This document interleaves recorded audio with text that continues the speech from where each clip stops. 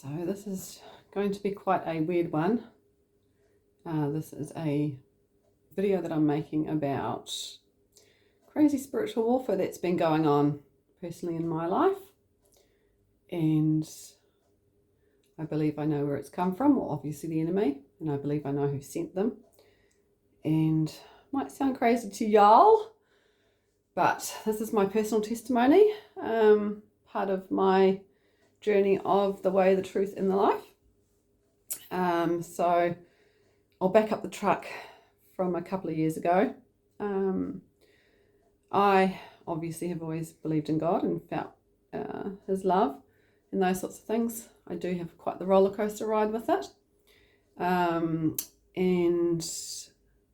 this is my first experience with a very, very dark force. So I probably need to be careful with names. Anyway, this was the first experience. I was at my lovely, wonderful friend's house in Kirikiri, and she was at this stage not seeing a man. And previous to that, I had a dream that there was a giant kind of tent thing, teepee thing at her property, and when I arrived, it was there, which is interesting because I dream a lot. And I'd met this fella that she's befriended a couple of times, and never, well, actually I told her that was the worst vibes I've ever met in the entirety of humans. Anyway, as I'm at her place, and this is the first time that he was there, I had my friend was there, my very close friend came with me, and I also had my lovely and favourite dog ever, Holly Dog, with me, and she was there as well.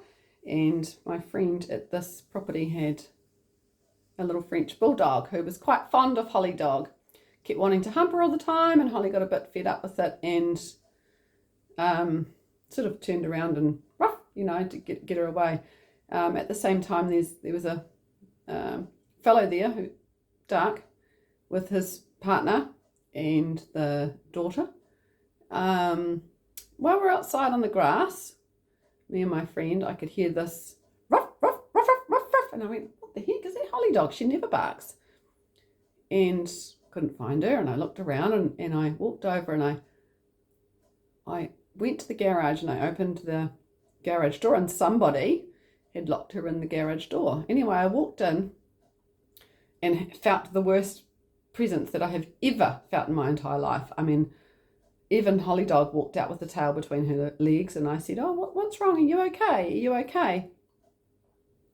And she wasn't okay. I certainly wasn't okay.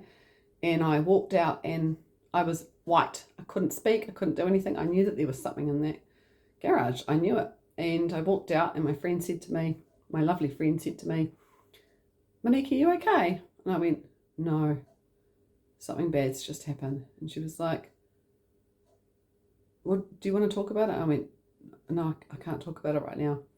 So by this stage, I couldn't even breathe properly. And I needed to speak with her and tell her what I had just experienced. And we went over to the back paddock so I could share with her what had happened.